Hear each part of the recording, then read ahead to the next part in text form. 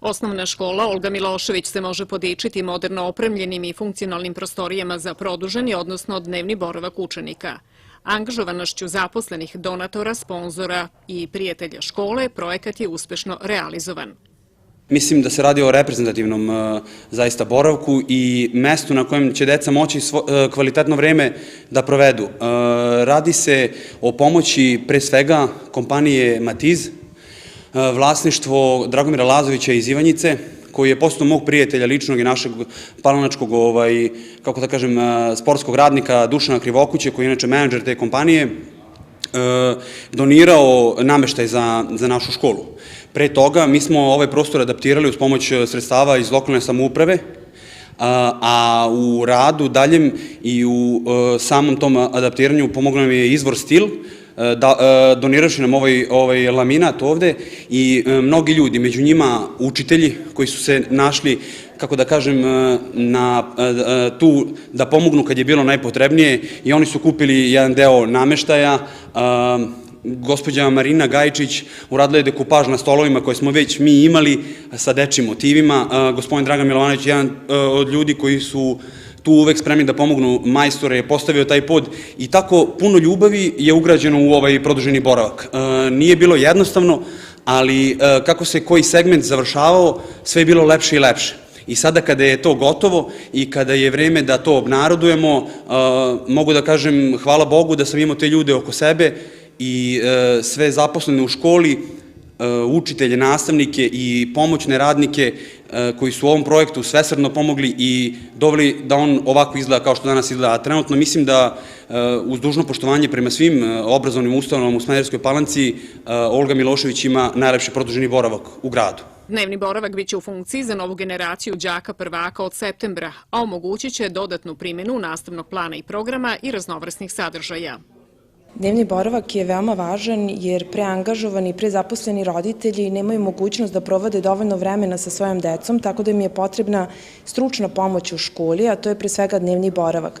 Ono što je veoma važno da je to vreme organizovano u 3 segmenta. Jedan od segmenta je prijem dece, zatim izrada domaćih zadataka, slobodno vreme, ali kasnije i usmerene aktivnosti. Uvek radi stručno lice i postoji mogućnost pomoći ukoliko je potrebno pedagoga, logopeda, drugih učitelja u školi i korišćenje svih prostorija u školi, ne samo dnevnog boravka, već i sale, dvorišta, medijateke i svih ostalih prostorija koje mi u školi imamo. Dnevni boravak za decu puno će značiti roditeljima, posebno zaposlenima, čije će deca imati adekvatan nadzor i edukaciju tokom dana. Svakako da će značiti pre svega roditeljima koji su zaposleni, da oba roditelja rade, drugo, decu nemaju kome da ostave, drugo, treća stvar, ostavlja ih ovde stručnjacima koji će se baviti njima. Znači, bit će rešeni domaći zadaci, bit će deca pripremljena za nastavu, bit će, pored svega ostalog, i nahranjena, imaće sva 3 obroka, tako da kažem, jedna decenijska inicijativa koja postoji u ovoj školi praktično je sad stekla uslov za realizaciju. Mislim da će direktor škole, što se tiče obaveze prema ministarstvu i školskoj upravi, rešiti, tako da ćemo od septembra, od početka nove školske godine, imati produženi boravak za učenike 1. i 2. razreda.